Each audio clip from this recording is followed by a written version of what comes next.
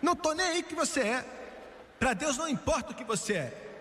No momento que a trombeta de Deus tocar e a imortalidade vier sobre a mortalidade e a corrupção se vestir de incorrupção, e você entrar nos portais de pérola, não vai ser porque você é batista ou metodista ou católico ou da Igreja de Deus ou Assembleia de Deus, mas porque você foi lavado no sangue do Cordeiro e o seu nome está escrito no livro da vida do Cordeiro.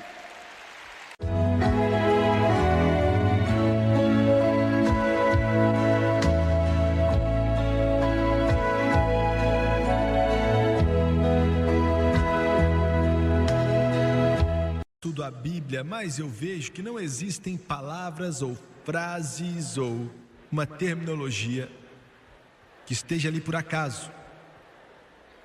Tudo nesse livro quer dizer algo. Quanto mais estudo, mais vejo isso. Quando Jesus disse as palavras: "E farei dele coluna no templo do meu Deus",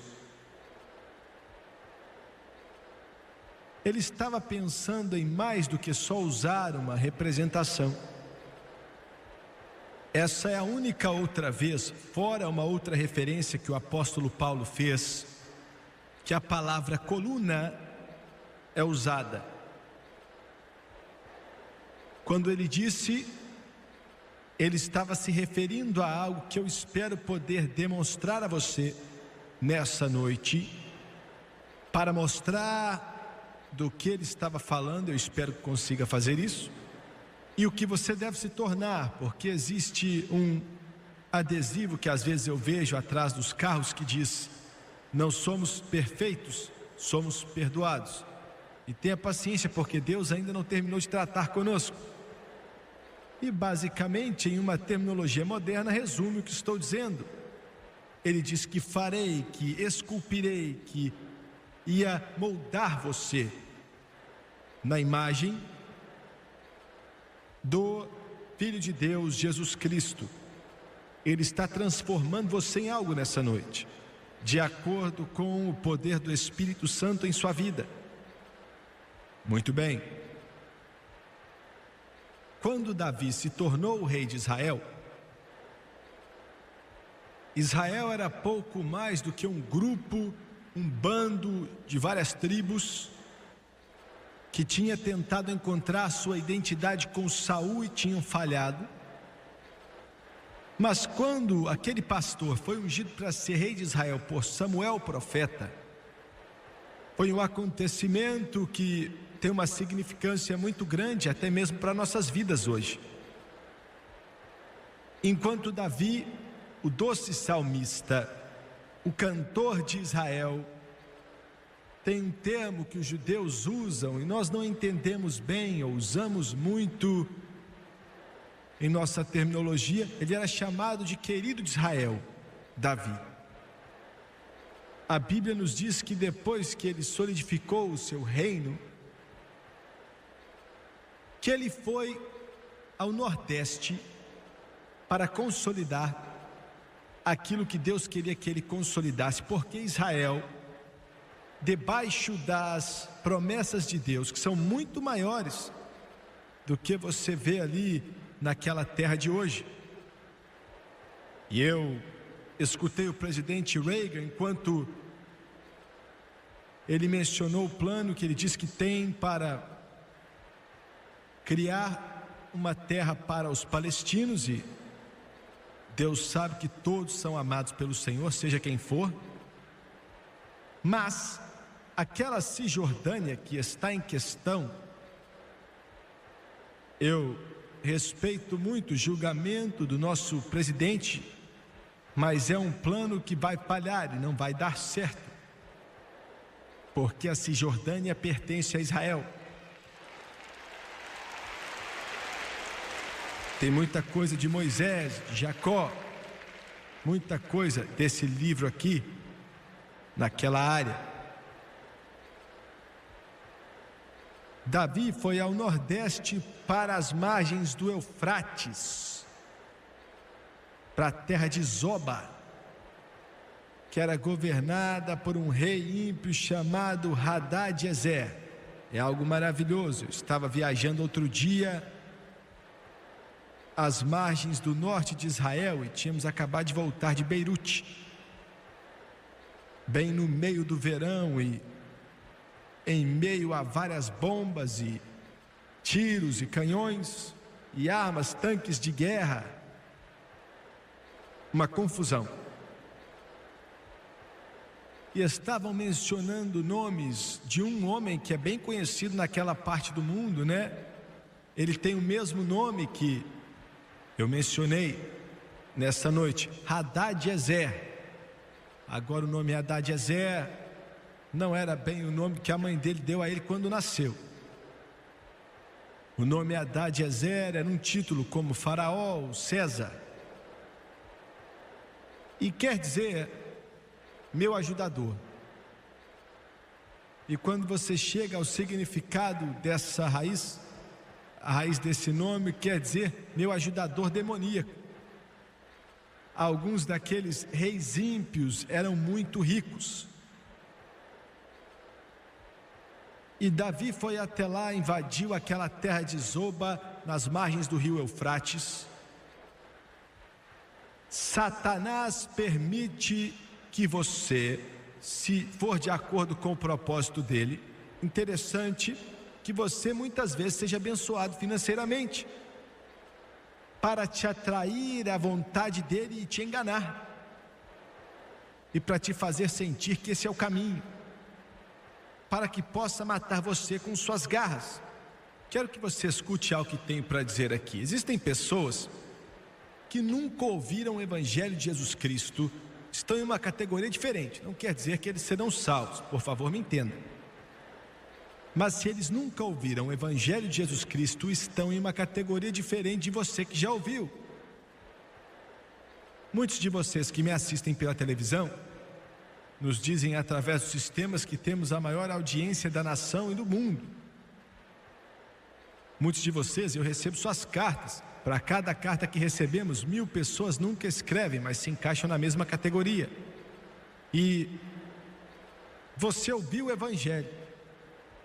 Você está aí na sua sala ou no seu quarto, onde quer que seja. Você já viu esse pregador e talvez você tenha assistido no princípio para zombar ou fazer piadas e às vezes de curiosidade. Mas você não dá risada há muito tempo, pelo menos se você tem bom senso desse Evangelho. Porque é o poder de Deus para a salvação. Você ainda pode ir para os mesmos lugares e usar as mesmas palavras sujas, talvez fazendo as mesmas coisas, e talvez você pode continuar a rir e viver na iniquidade, na obscenidade e no pecado, mas você jamais vai ser o mesmo de novo, pois ouviu o Evangelho. Quero continuar falando disso. De alguma forma, de agora em diante, a cerveja não vai estar mais gostosa. De agora em diante, fumar maconha não vai ser algo mais empolgante. De agora em diante, as drogas não vão te dar a mesma onda e o sexo ilícito as mesmas alegrias. De alguma forma você é diferente, porque você ouviu o Evangelho da eternidade e o Evangelho da palavra de Deus, e você, gostando ou não, está marcado para toda a eternidade. Isso é fato, rapaz. Aleluia. Glória. Glória. Eu fico maravilhado, recebo muitas cartas de pessoas que dizem: irmão Sueger, eu te odiava, literalmente te desprezava, não aguentava você. Eu olhava para você na televisão e eu balançava meu punho, porque teve uma época que eu e a minha esposa saímos para as boates e para a discoteca e para a boate, para os botecos, bebendo, dançando e celebrando, mas aí você acabava com tudo ali estava arruinado. Tem algo que aconteceu comigo, glória, aleluia, louvado seja Deus. O que você quer dizer? Estou dizendo que esse Evangelho de Jesus Cristo, ele tem o poder para chegar ao coração e à vida dos homens, e pode mudar o maior bêbado, pode mudar o maior apostador, o maior viciado em drogas, o maior pecador, pode mudar o homem mais rico, pode mudar a pessoa, não importa quem ela seja, se aceitar a Jesus. E Ele vai te mudar para melhor. Aleluia! Louvado seja Deus! Oh glória! Olha, em um culto, chamamos o pessoal para o altar e vi um homem chegando. Eu sabia que aquele homem tinha passado por poucas e boas. Sabia que sim, muita gente veio naquela noite. Estávamos em um auditório lá em Ohio. E eu sabia que ele tinha passado umas boas. Dava para olhar para ele e saber. Passou dias difíceis. Depois do culto descobri que ele estava com a máfia. Descobri que ele era assassino. Descobri que ele tinha tentado assassinar pessoas. Descobri que ele era aquele homem que puxava o gatilho, cara durão. Mas em meio àquele assassinato, aquele ódio, aqueles poderes demoníacos, ele se cansou de tudo e naquela noite decidiu aceitar Jesus. Nunca mais falaram dele. E mencionei isso na televisão mais ou menos 4 ou 5 anos depois, alguns meses atrás, recebi uma carta dele. Ele falou: irmão Swagger, eu vi o programa. Ele diz: tentaram me matar quando eu virei as costas para o mundo e aceitei a Jesus. E ele disse: eu que tinha ajudado a matar pessoas, queriam me matar, mas de alguma forma o Deus da misericórdia teve misericórdia e agora sou cheio do Espírito Santo, estou vivendo para Jesus. Oh glória, aleluia, aleluia. Eu me assentei atrás da minha mesa e chorei e bradei e disse: diabo, você está vendo? Vale a pena. Esse evangelho muda a vida de homens. E eu não estou aqui para vencer um concurso de beleza. Não estou aqui para ficar contando historinha. Não estou aqui para ganhar um prêmio de personalidade. Estou aqui com uma espada. Eu não vim aqui com uma faquinha para descascar maçã. Eu vim para entrar no seu coração, para perfurar sua alma. Eu vim para te deixar miserável. Eu vim para te tocar, para te derrubar, se eu tiver que fazer isso, para que você saiba que o pecado vai te matar e Jesus Cristo vai te salvar, e só Ele pode salvar. Glória, aleluia. E é o bastante, pregadores me escutem pela TV. Por que você não joga fora esses filmes que você está mostrando domingo à noite na igreja? Por que você não esquece essas estrelas de Hollywood que você está tentando levar para a igreja para atrair os outros? Por que você não é cheio do Espírito Santo e abre essa Bíblia aqui e começa a pregar a palavra de Deus? E ela então liberta os cativos e vai elevar os homens acima das trevas e plantar os seus pés em solo firme. Ainda faz dos bêbados livres e as prostitutas limpas. O evangelho, evangelho, evangelho. Aleluia. Davi invadiu a terra de Zoba, governada por Hadad-Ezer. Hadad-Ezer, um rei ímpio, que estava sendo ajudado por espíritos demoníacos. Houve um dia que o nosso Davi celestial invadiu a sua terra de Zoba, entrou em sua casa, em sua vida, em seu coração. Eu lembro quando ele entrou na nossa, quase não se passa um dia que eu não agradeço a Deus por isso. Eu tremo só de pensar como eu ia ter acabado. A minha mãe e o meu pai, como mencionei rapidamente para você na sexta-feira, não sabiam nada de Deus. Quando eu nasci, o meu pai nunca tinha nem passado na porta da igreja. Quando eu nasci, a minha mãe jamais tinha passado na porta de uma igreja, senão uma vez, para ir a um funeral. Minha família só sabia como viver de uma forma muito pecaminosa, só isso. Meu pai era um músico, e ele tocava violino muito mesmo. Minha mãe cantava bem, mas cantava muito bem. E eu nasci em meio àquilo, e o meu pai nunca tinha nem visto uma Bíblia até fazer 25 anos. Nunca tinha visto uma Bíblia. Aleluia. Pecaminosos, maus, sem Deus, sem esperança.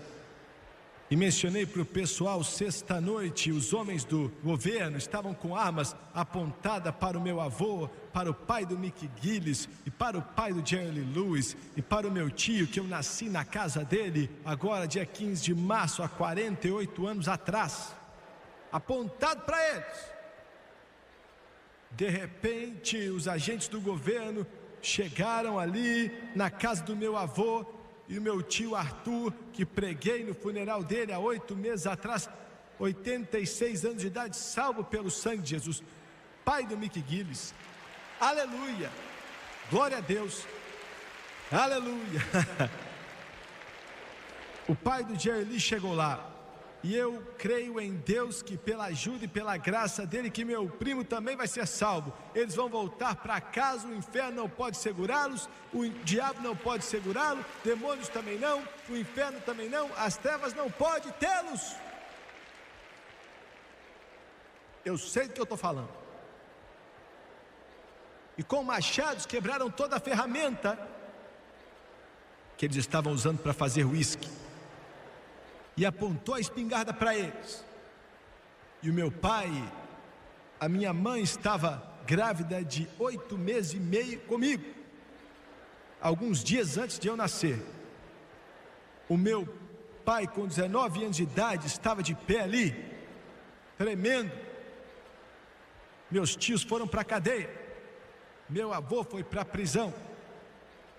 Aqueles agentes durões do governo, homens de LNS, olharam para minha mãe, depois viraram para o meu pai e falaram assim: eu não quero te mandar para a cadeia, sua esposa está para ter um filho, eu vou virar as costas por alguns segundos, e se eu virar de novo você vai para a cadeia. Meu pai podia ter devolvido todo o tempo para ele, tinha sumido já, sumido, e pronto, esse é o mundo, eu nasci assim.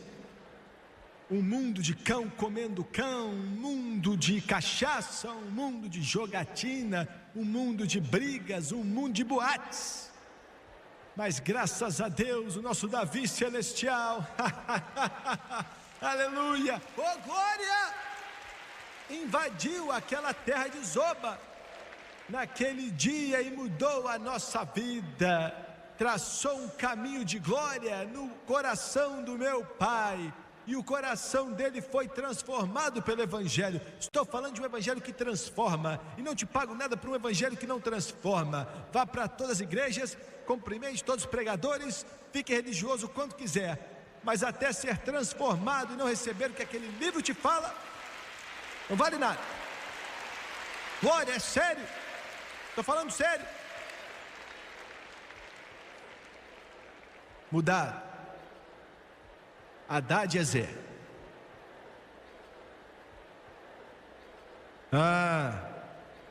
Davi, quando ele arrebentou com aquele rei, às margens do rio Eufrates, 3.000 anos atrás, uma tipificação do que somos hoje, encheu seus vagões de ouro e prata, e a Bíblia diz claramente, com vagões cheios de bronze. E há um significado nisso, daqui a pouco eu falo dele. Encheu os vagões de bronze, toneladas e toneladas, levava de volta para Jerusalém, colocou em galpões. Você encontra isso em 1 Crônicas 18, versículo 3 a 8, e 1 Reis do 7 ao 13, por aí vai. Davi chegou a ponto de morrer, chamou seu filho Salomão e falou: eu não pude construir o templo, minhas mãos estão manchadas de sangue, mas vou te dar os desenhos arquitetônicos que Deus me deu. Deus foi o arquiteto daquele negócio, você constrói. Agora Deus, ele tinha um plano para aquele templo, ele tem um plano para a sua vida aqui também, viu? Quero que você saiba disso. Todos vocês aqui que estão nesse lugar hoje, Deus tem um plano para a sua vida, um diagrama para ela. É assim que Deus trabalha, não importa quem você é. Sua mãe talvez tenha sido prostituta, o seu pai talvez tenha sido um bêbado. Talvez você está sentado aqui nessa noite dizendo: eu nasci com tudo contra mim e eu nunca tive uma oportunidade. Jovem, menino ou menina, se você realmente se conectar com Jesus Cristo e der uma oportunidade a Deus em seu coração, Ele vai transformar você em algo. Ele tem um diagrama, ele tem um plano e ele tem um plano espiritual para a sua vida. Aleluia. Davi disse: quero que você construa. Eu não vou poder construir, eu quero, mas não posso. Você constrói. Agora em 1 Reis 17, capítulo 7. 1 Reis capítulo 7, diz assim: depois que Salomão se tornou rei, a Bíblia diz: e enviou o rei Salomão mensageiro a trazer Hirão de Tiro. Estava em Tiro outro dia. Hirão não era o rei, tinha um rei em Tiro, mas não era esse Hirão. Esse era apenas um homem chamado Hirão. A Bíblia diz que ele era filho de uma viúva, representando o Espírito Santo. Filho de uma mulher viúva da tribo de Naftali, seu pai, um homem de Tiro, que trabalhava em cobre. Cobre é um sinal da humanidade. Você pode polir e vai brilhar, mas se você não continuar polindo, ele vai ficar manchado. Era cheio de sabedoria e de entendimento e de ciência para fazer toda a obra de cobre. O Espírito Santo é cheio de sabedoria para trabalhar em mim e em você. Este veio ao rei Salomão e fez toda a sua obra e formou 2 colunas de cobre. Olha o cobre aí de novo. 2 colunas de cobre, a altura de cada coluna era de 18 covados e um fio de 12 covados cercava cada uma das colunas. Deixa eu te explicar direitinho aqui. Ele trouxe esse profissional do bronze, tremendamente habilidoso e cheio de conhecimento, chamou a ele para trabalhar naquele bronze. Então o Hirão vai e ele vai até aos galpões, onde estavam onde estava o bronze, candelabro de bronze, maçanetas de bronze, batentes de bronze, todo esse bronze que Davi tinha trazido de Zoba e colocado em Jerusalém. Quero que você veja algo. Falando agora de uma forma figurativa, dá para imaginar o que aquela maçaneta batista falou para aquele candelabro metodista? E a batente episcopal, é ou não é? Não fique muito triste. Alguns aqui estão com a cara fechada já. Calma aí, gente.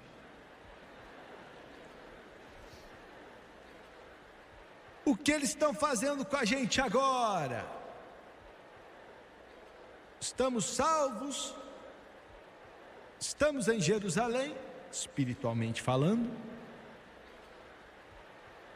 O que estão fazendo com a gente agora? Eu sou uma maçaneta batista.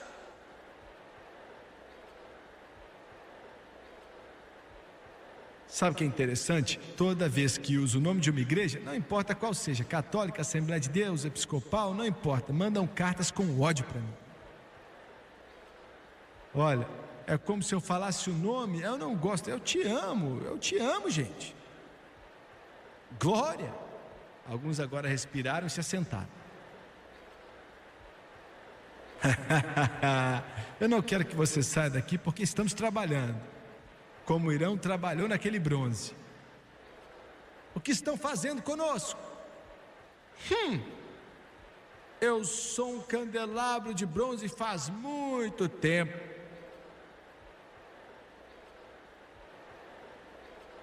Hirão, tira eles dali, tira dali, e a Bíblia diz que ele cavou uma vala, como se fosse uma trincheira.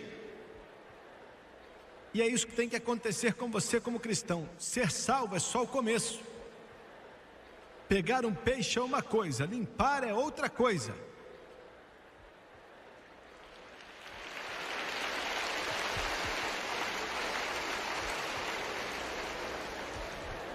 Ele tem muito trabalho para fazer em nós. Sabe por que Deus nos salva? Você sabe mesmo por que Ele nos salva? Alguns de vocês diriam que Ele nos salva para nos manter fora do inferno, nos salva para ir para o céu, Ele nos salva para que sejamos pessoas melhores, etc. Isso tudo é verdade, mas não é bem essa razão pela qual Ele nos salva.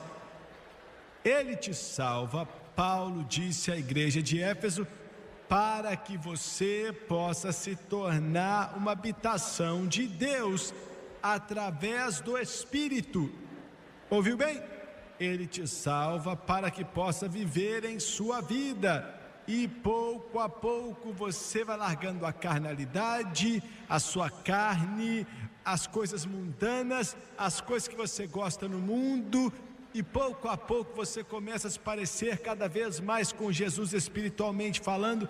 E não há outra forma de fazer isso senão pelo Espírito Santo.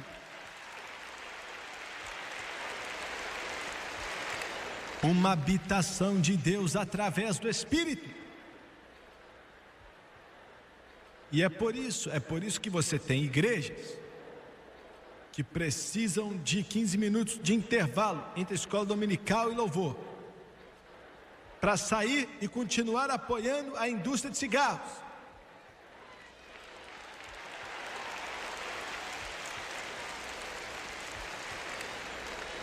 É ou não é? Estou certo ou não? A parte de fora de muitas igrejas é tão ruim quanto a parte de dentro de uma boate um sábado à noite. É uma vergonha, é uma desgraça. Sabe por quê? Você ainda está no mundo. Somente o Espírito Santo pode te transformar no que você deve ser, e Ele tem um problema com você. Alguns cristãos são como aquele garotinho que tinha um cachorrinho velho e magro, um cachorro feio, muito peludo. O rapaz estava esperando o ônibus vir e falou: ô menino, esse cachorro é seu? É. Você gosta dele? Gosto. Que tipo de cão ele é? Ele é um cão policial. Ele falou: esse cachorro aí, magrinho e feio desse jeito, não é cão policial não, você tem certeza? Tenho. Ele é agente secreto.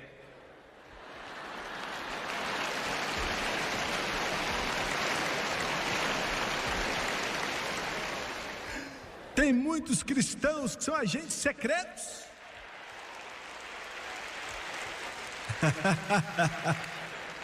Não dá para saber quando você olha para eles, estando perto deles, que são cristãos. Se você pudesse entender, viver para Deus é mais do que memorizar um versículo, ir para a igreja domingo de manhã, jogar uma esmola no gasofilácio e colocar seu nome na lista de uma igreja e falar que é cristão. Viver para Deus é glória e graça em Jesus Cristo, se tornando mais e mais como Jesus, mais e mais pensar no céu, mais e mais até que o Espírito vive em seu coração.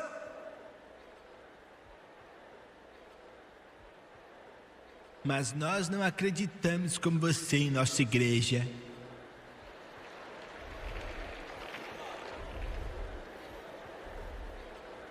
Bem,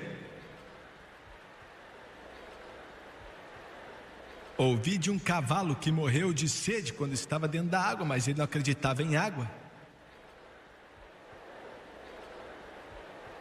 O Espírito Santo não é uma denominação.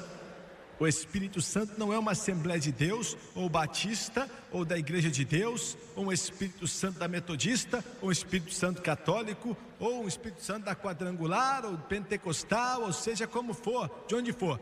Ele é Deus, e Ele não se importa com placas de denominações. Ele quer encher a sua vida, encher seu coração, encher a sua alma e encher o seu espírito.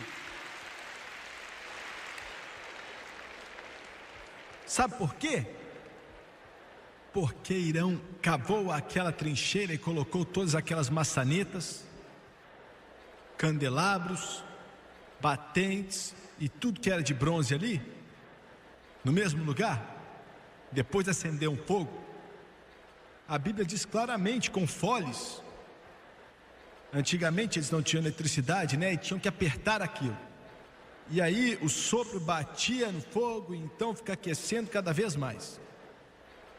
Lembra quando João disse que ele te batizaria com o Espírito Santo e com fogo, fogo, fogo. De repente, aquela maçaneta começou a ficar quente. E pouco a pouco, toda aquela obra, denominações, né, que estavam ali estabelecidas do mesmo jeito por vários anos, começaram a derreter. De repente, aquele candelabro que era tão bonito, né, em sua religiosidade, foi ficando cada vez mais quente e começou a derreter. Você está me entendendo? Você está começando a entender o que eu quero dizer? Está te perturbando, não é? Você pela televisão está até aí distorcendo a sua cadeira. Até que finalmente todos aqueles pedaços de bronze se uniam. Sabe o que Deus está querendo que você faça? Sabe o que Ele quer fazer com você? Ele está querendo fazer você perder essa ideia, essa identidade religiosa. Ele quer que você perca isso. Você está chateado com isso, não é? Você está naquela igreja a vida inteira, sua mãe estava naquilo, você está nela, você faz parte dela. Ele não quer que você amaldiçoe a sua igreja. Não queremos que você saia dessa aqui, vá para essa aqui. Não é isso que eu estou falando.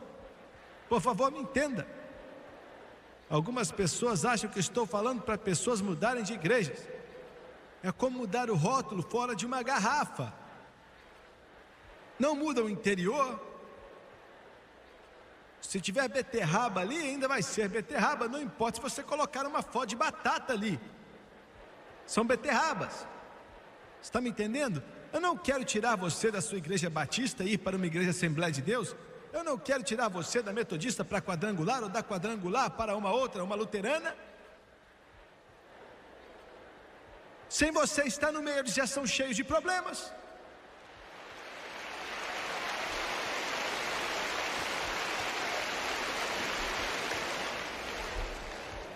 Estou tentando te mostrar algo que você precisa entender. Você quer destruir a igreja? Não quero destruir igreja nenhuma.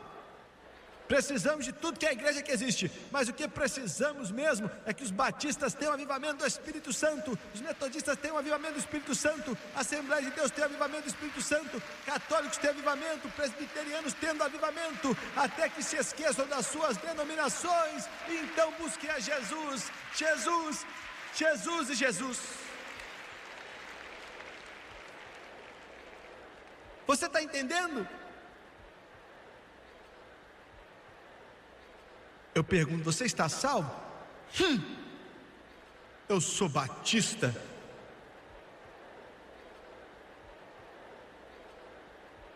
E você está salvo? Eu sou presbiteriano. Cada um tem uma forma de dizer, já viu? Você está salvo? Eu sou da Assembleia de Deus. Ninguém fala mais Deus é Deus. Entendeu bem? Está me entendendo? Igreja de Deus não dá risada não, que eu estou chegando, hein? Você é salvo? Se eu sou salvo, sou da igreja de Deus.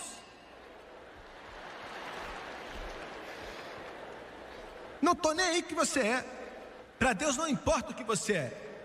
No momento que a trombeta de Deus tocar e a imortalidade vier sobre a mortalidade e a corrupção se vestir de incorrupção, e você entrar nos portais de pérola, não vai ser porque você é batista ou metodista ou católico ou da igreja de Deus ou Assembleia de Deus, mas porque você foi lavado no sangue do Cordeiro e o seu nome está escrito no livro da vida do Cordeiro.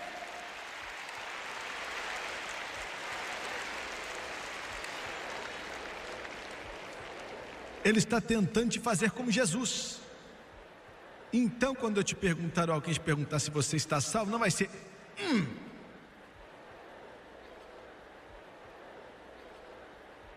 Você vai saber o que é salvação de verdade, né? É para isso que isso existe.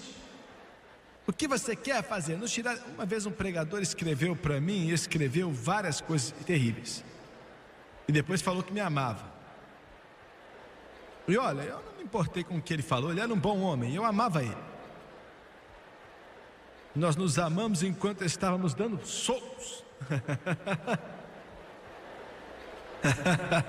Aleluia, louvado seja Deus. Não estou tentando mudar ninguém de igreja. Estou tentando colocar algo em seu coração. E todos os candelabros e maçanetas, Os batentes derreteram e se uniram. Glória a Deus. Você tem que morrer para o mundo, que era aquele túmulo.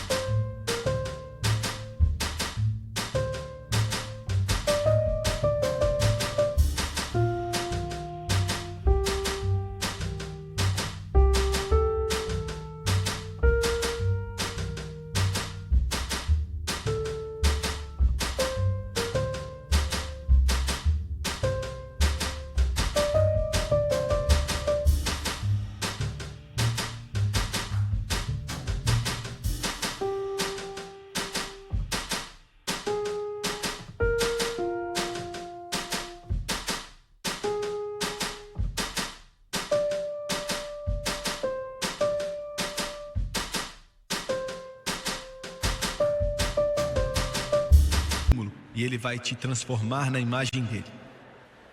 E quando irão aquele que trabalhava em bronze, filho da viúva, representando humildade, representando o Espírito Santo, quando ele cavou aquilo, descobriu que estava naquela trincheira, e ele olhou para o que estava ali, tinha uma coluna. O molde estava pronto, duas na verdade, duas colunas. Eu não vou tentar te falar dos nomes e por aí vai. Colocaram elas com cuidado, colunas grandes, e ficariam na frente do templo, as duas, feitas de bronze. Por que não ouro? Tinha muito ouro ali. Tinha uma razão para isso, e daqui a pouco eu te falo. Pegaram as duas colunas, com muito cuidado levaram para o templo, porque não podiam fazer barulho. Vagarosamente, aos poucos, pouco a pouco, levantando elas, e as levantaram. E no topo das colunas tinham capitéis, bem com abas grandes, vamos dizer assim, como fica no topo de um pórtico. E tinham 3 emblemas, correntes, mostrando que somos conectados a Jesus Cristo. Romãs, esculpido ali, fruto do Espírito em nossa vida. E lírios, pureza, pureza, glória a Deus.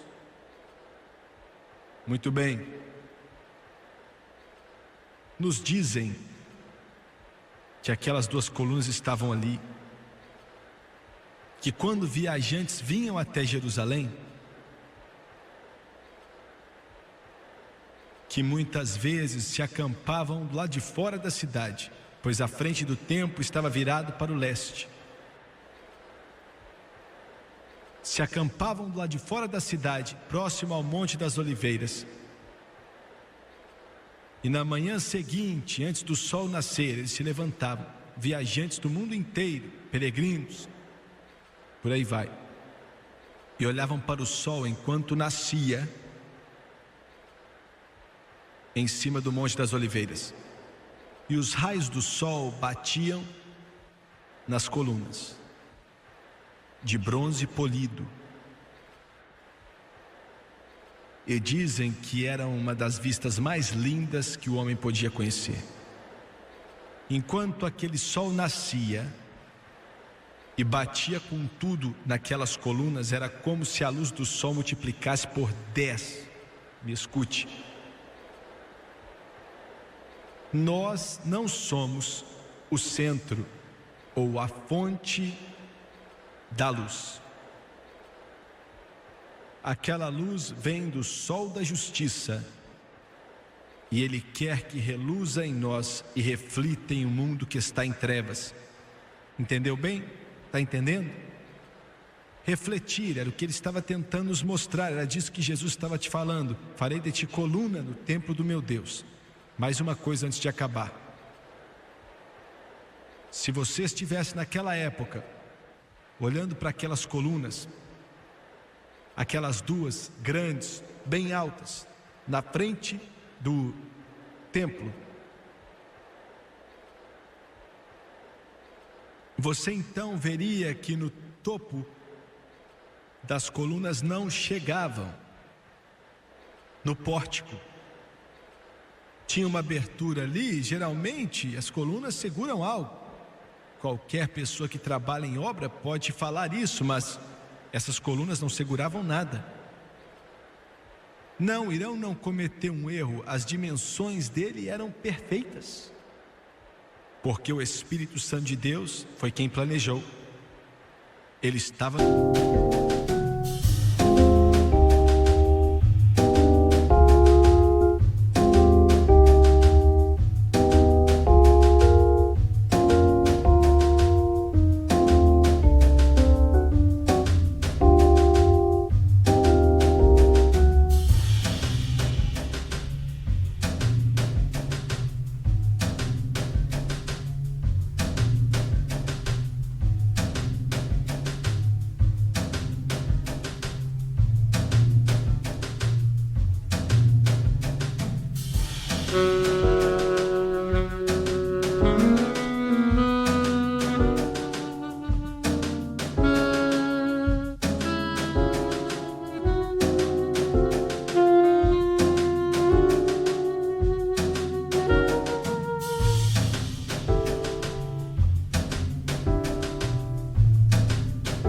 nos dizendo que assim como aquelas colunas não eram necessárias para elevar o templo, eu e você não somos necessários para elevar o reino de Deus. Aquelas colunas estavam ali somente para um propósito: enfeite. Estavam ali para enfeitar. Nós estamos aqui nessa noite não porque o céu precisa de nós. Ele nos salvou porque Ele nos ama e Ele nos eleva como joias para que sua luz possa refletir em nós e brilhar em um mundo que está em trevas. Era disso que Jesus estava falando quando disse: aquele que vencer, farei dele, vou fazer dele uma coluna no templo do meu Deus. Abaixe sua cabeça, por favor.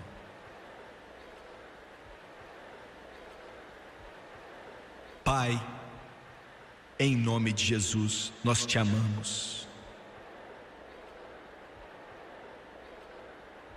Senhor, nessa noite eu oro que exista uma fome que venha se desenvolver tão forte em toda a vida e em todo o coração, que os homens não fiquem satisfeitos até se tornarem coluna no templo de Deus. Oh Jesus, Jesus, Jesus, de cabeça baixa e olhos fechados, quão cansados estamos nesse mundo, o seu vazio está tão vazio, não pode nos satisfazer. E Deus não precisa de nós, mas Ele nos ama tanto. Quantos aqui nesse ginásio podem dizer: Jimmy Swaggart, sei que eu estou salvo e eu não tenho a menor dúvida de nada assim. Pela graça e pela misericórdia dele eu sei que estou salvo, mas eu ainda não fui batizado no Espírito Santo. E Jimmy Swaggart, eu quero tudo que Deus tem para mim. Eu quero tudo que Ele tem, não importa o que o diabo, o mundo diz, não importa o que a religião diz. A religião pode dizer que isso é loucura e já acabou com os apóstolos, mas o diabo é um mentiroso e eu quero tudo que Deus tem para mim. Quantos aqui hoje podem levantar a mão? E eu não vou te envergonhar. Jimmy Swaggart, estou salvo, mas ainda não fui batizado no Espírito Santo. Eu quero ser cheio do Espírito Santo. Levante sua mão. Levante bem alto. Levante sua mão em todo o ginásio. Levante sua mão bem alto. Levanta aí. Muito obrigado. Agora eu quero que todos aqui se levantem, por favor. Todos se levantem. Se coloque de pé.